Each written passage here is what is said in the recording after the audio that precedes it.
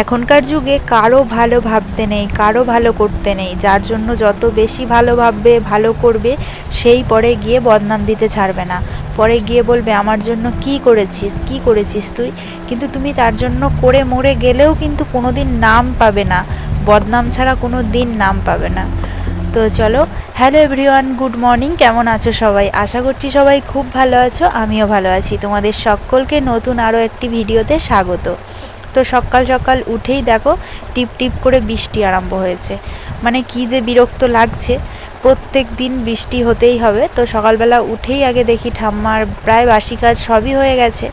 আমি উঠে আর কি বাসনগুলো আর কি কয়েকটা ছিল, সেই বাসনগুলো রাতের বাসন, সেগুলোই আর কি ধুয়ে নিচ্ছি তাড়াতাড়ি করে। কারণ বৃষ্টিতে ভিজে ভিজে ঠাম্মাকে মাজতে হলে ঠাম্মারও তো মানে ভিজে গেলে একটু সর্দি টর্দি জ্বর আসতে পারে, ওই জন্য আমি ভিজতে বারণই করি। তো এদিকে দেখো, তো মানে টিপ টিপ করে বৃষ্টি হচ্ছে ঠিকই, কিন্তু সেই বৃষ্টিতে ভিজলেই কিন্তু জ্বর সর্দি কাশিটা বেশি হয়। তো এদিকে দেখো বাসন টাসন মেজে এসে ব্রাশ ট্রাশ সেরে একবারে আমি এসেছি বিছানা গোছাতে। আর আজকে বিছানাটা আমি গুছিয়ে উঠিনি, কারণ ভাবলাম যে পরেই গুছাবো, তাই জন্য দেখো এদিকে বিছানাটাও প্রায় গোছানো হয়ে গেছে। আর সাদা বেড কভারটা পেতেছি এই দুদিন হচ্ছে, আর এখনই দেখো কীরকম কালো কালো একটা মানে ভাব চলে এসেছে। ওই জন্য সাদা জিনিস খুব খুব একটা ব্যবহার করতে ভালো লাগলেও কিন্তু ওই সব সময় পেতে রাখার জন্য একদমই ঠিক না। কিন্তু কি করব, থাক, আর একটা দিন দুটো দিন পরে আর কি এটা তুলে ফেলবো। তো দেখো বিছানাটাও গুছিয়ে নিলাম। তারপরে আজকে কি রান্না করব সেটারই তোড়জোড় করছিলাম। তারপরে দেখি যে এই শাকটাকে তোমরা কী শাক বলো? আমরা তো এখানে ঘ্যাঁটকোল বলি বা খারকোল বলি। খারকোলটা সচরাচর আমরা এখানে বলি না, আমরা এই শাকটাকে ঘ্যাঁটকোল শাকই বলি। আর তো এই শাকটার পাতাগুলো আজকে বাটা করব। এই শাকটার পাতাগুলো আমার খেতে ভীষণ ভালো লাগে। তার সাথে করব হচ্ছে কচু আলু বেগুন দিয়ে একটা তরকারি। এই কচু আলু বেগুনের তরকারিটাও না আমার বেশ ভালো লাগে। তো আজকেই আমার দুটোই আর কি ভালো লাগে এই মানে রান্নাগুলো, তাই এই দুটোই আজকে করব। তো চলো দেখা যাক আর কি কি করা যায়। আপাতত এই দুটোই এখন ঠিকঠাক আছে। আর এই যে কচু ছাড়াতে গিয়ে এই দুদিন আগে আর কি কচু ছাড়িয়েছিলাম, কিন্তু হাতে তেল মাখিনি। পরে গিয়ে দেখি যে আমার হাতের মধ্যে একটুখানি চুলকাচ্ছিল, ওই জন্য আর কি কচু ছাড়ানোর আগে অল্প একটুখানি তেল মেখে নিলাম। আর এই যে এই শাকটাও তো ছাড়াতে হবে, তাই এই শাকটা ছাড়াতে গেলেও হাতে তেল মাখতে হয়। কারণ এই শাকটা ছাড়াতে গেলে মানে এর থেকে যে আঠাগুলো বেরোয়, সেই আঠাটা যদি হাতে একবার লাগে মানে সারা দিন চুলকায়। তো খেতে ভালো হলে কি হবে, কিন্তু এর আঠাটা একদমই ভালো না। তো তার জন্য হাতে একটু বেশি করেই তেল লাগিয়েছি, দেখে বুঝতেই পারছো। আর এই যে দেখো শাকগুলো এনে দিয়েছিল আর কি একটা দাদু।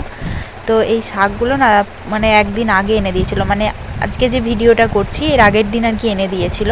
তো এই শাকগুলো আর খাওয়া হয়নি আগের দিন, আর আগের দিন আর কি নিরামিষ খাওয়া হয়েছিল ওই জন্য। কিন্তু পরের দিনের মধ্যেই দেখো পাতাগুলো কিছু হলুদ হয়ে গেছে।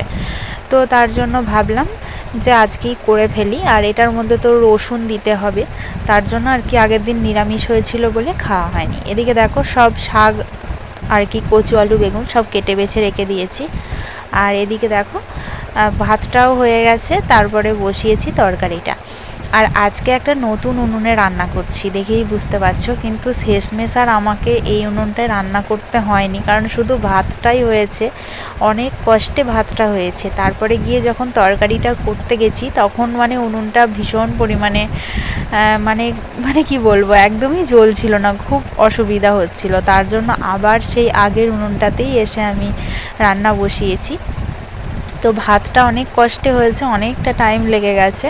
এই উনুনটাই হলে হয়তো এরও আগে হয়ে যেত। এদিকে দেখো তরকারিটাও করে নিচ্ছি। আর কচু আলু বেগুনের তরকারিটা আমার বেশ ভালোই লাগে। এদিকে দেখো মশলাও দিয়েছি, মশলা টমেটোটা একটু বেটে দিয়েছিলাম যাতে একটু গ্রেভি গ্রেভি হয়, ওই জন্য। এদিকে দেখো সব মশলা দিয়ে কষিয়ে নিচ্ছি।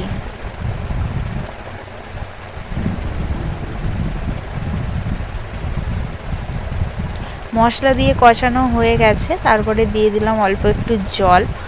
তো একটু মাখামাখাই করব যাতে আলুটা আর কচুটা সেদ্ধ হয়, সেই মতোই আর কি জল দিয়েছি।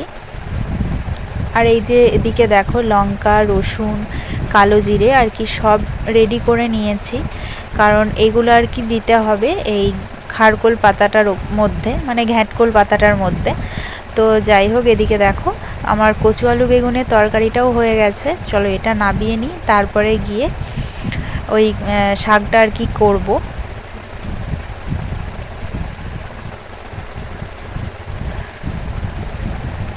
শাকটা যেহেতু ফার্স্টে সেদ্ধ করে নিতে হবে, তার জন্য দেখো শাকটা আগেই কড়াইয়ের মধ্যে দিয়ে জল দিয়ে আর কি সেদ্ধ করে নেব।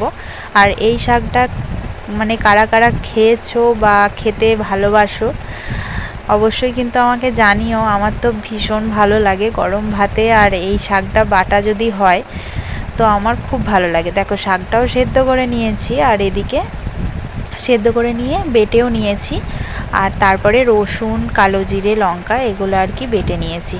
তোমরা যদি এই পাতা বাটার ফুল রেসিপি দেখতে চাও তাহলে কিন্তু আমাকে কমেন্টস করো, আমি অবশ্যই তোমাদের সাথে ফুল রেসিপিটা শেয়ার করব। এই যে পাতাটার সঙ্গে কালো জিরে, রসুন, লঙ্কাটা বেটে রেখেছিলাম। আর এই যে দেখো তেল কড়াইয়ের মধ্যে একটু সর্ষের তেল বেশি করে দিতে হবে, দিয়ে তারপরে আর কি তেলটা গরম হলে পাতাটা মানে বাটা পাতাটা দিয়ে দিতে হবে, দিয়ে মানে অনবরত নেড়ে নেড়ে এইভাবে শুকিয়ে নিতে হবে।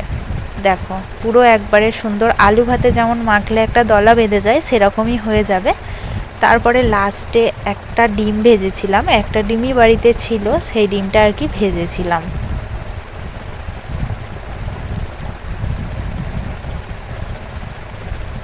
একটা ডিম ছিল যেহেতু, তাই আমি আর ঠাম্মা খাবো, তার জন্য একটা ডিমকে 2 পিস করে নিয়েছি। তো চলো এরপরে আর কি খাবো। সব খাবার পুরো রেডি করে নিয়েছি, আমি আর ঠাম্মা দুজনে মিলে খেতেও বসেছি। ওদিকে ঠাম্মাও খেতে শুরু করে দিয়েছে, আমিও খাবো। তো এই পাতা বাটা হলে তো আর কোনো কিছুই লাগে না, এই পাতা বাটা দিয়ে ভাত খেতে আমার ভীষণ ভালো লাগে। তো চলো বন্ধুরা, যদি আমার ভিডিওটি ভালো লেগে থাকে আমার চ্যানেলটা সাবস্ক্রাইব করে ভিডিওটিতে লাইক করে পাশে থেকো। সবাই ভালো থেকো, সুস্থ থেকো, টাটা।